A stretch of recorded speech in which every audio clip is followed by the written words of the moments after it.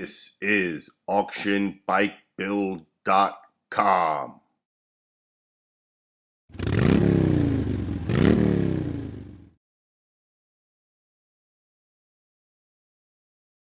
This is auctionbikebuild.com, where we continue to build a custom motorcycle on a shoestring budget. Today, Bobby's going to repaint the motor, and we were going to polish the lower legs. We're going to mask off the chrome, and we're going to give this engine coat of paint. The process of masking is just like if you're going to mask anything else. Go on the seams where you want to separate whatever you're painting from the stuff you don't want to paint. Put the tape right around. Very easy, little time. Anybody can do this. This is a very easy part of it, and probably the most satisfying as you see it. You can see your progress right away once this thing is painted, and it wrinkles pretty fast. And you'll see where you're going step by step here. This is going to be a pretty easy fix because this engine is in really good shape. The chrome is actually pretty good, and we're going to proceed to do this in the next couple hours. I removed the intake manifold, which I'll mask around all the ports, and we're going to work on this and get it done today. Okay.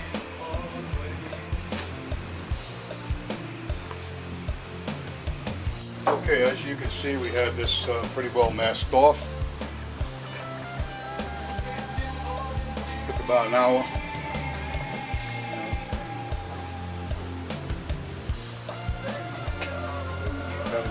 We blew it off, got all the dust off, just in case if there was any more dust. And we're going to give it a couple of coats of spray paint.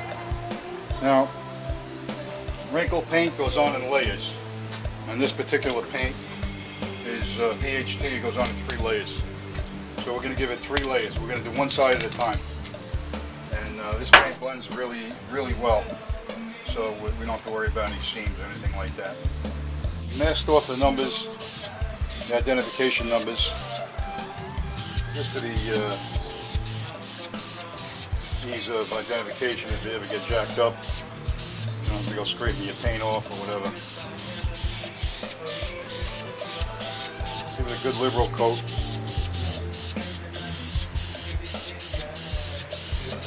Try to go one direction.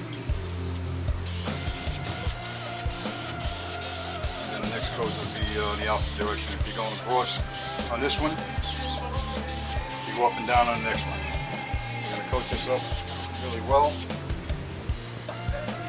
Let it dry for 5 minutes and hit it again.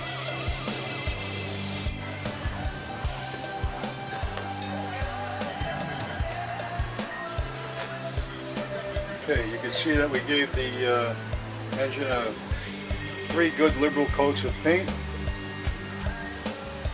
Covered really well. And now we just gotta wait for the magic to happen and let it wrinkle. So it'll take probably a couple hours before it wrinkles completely.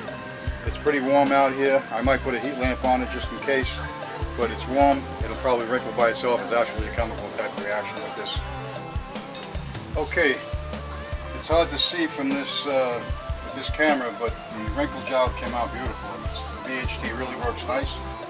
Really wrinkled evenly all around. I'm very happy with the results.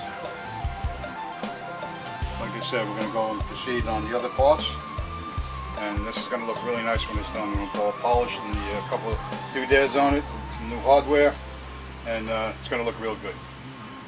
See you next time. It is now time to polish the lower legs.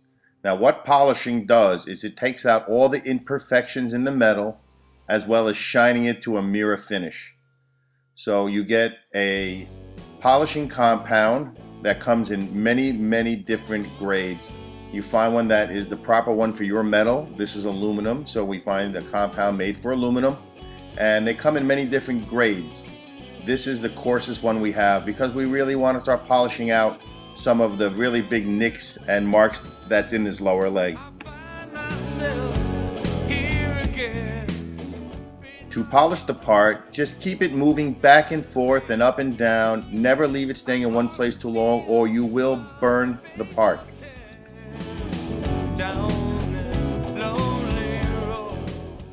You can see here that we have a nice big indentation in the lower leg, and we will buff this out. I mean, it's deep, it's scarred the metal.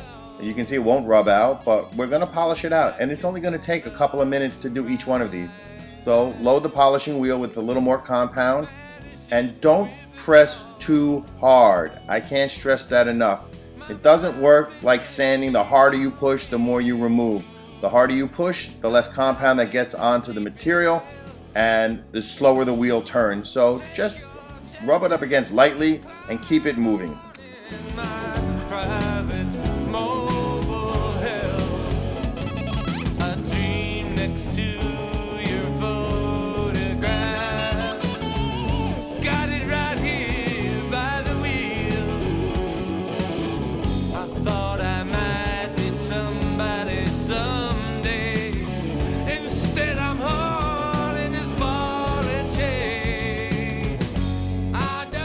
You can see that just after a couple of minutes of polishing it, most of that scratches out. It will take a couple of more minutes, but it's going to look fantastic. Now you can see here the bottom of the lower leg is dull, where the top has a reflection. That's the only half we've been working on. So now we're going to bring the lower leg back up to the upper leg. Even though the top half looks shiny, it still needs a few more different layers of compounds, to the milder one to the finishing compound. So you can see here now we changed wheels, and we're gonna buff it out. We're gonna bring the whole thing back up to a different shine. So for a softer compound, which is less aggressive than the black one, is the white one. So we've applied that to the wheel, and we're gonna polish.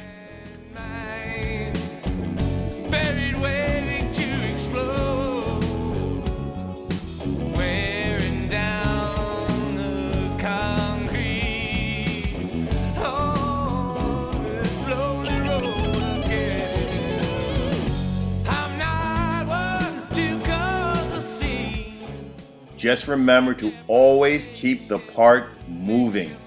You don't want to let it sit there in one place and burn the metal. So always keep it moving, back and forth, up and down. It'll do a fine job for you.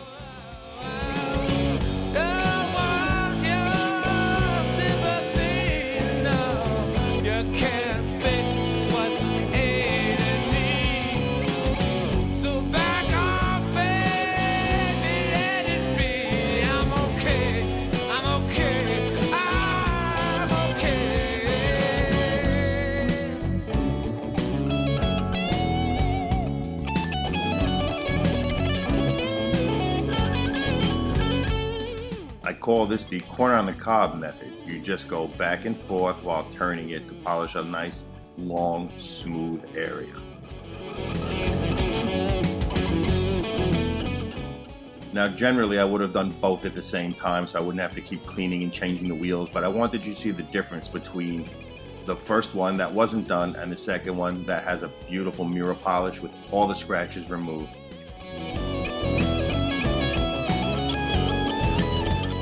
You could see how dull this one is. It has no shine to it, and this one looks brand new out of the box. Now you have the option to paint this with a clear if you want, but I choose not to. This way you can just always take out some semi-chrome and repolish it if it gets dirty. Otherwise the paint might flake and chip off, so leave them alone. Thank you for joining us at AuctionBikeBuild.com. Tune in every Monday and Friday for new episodes.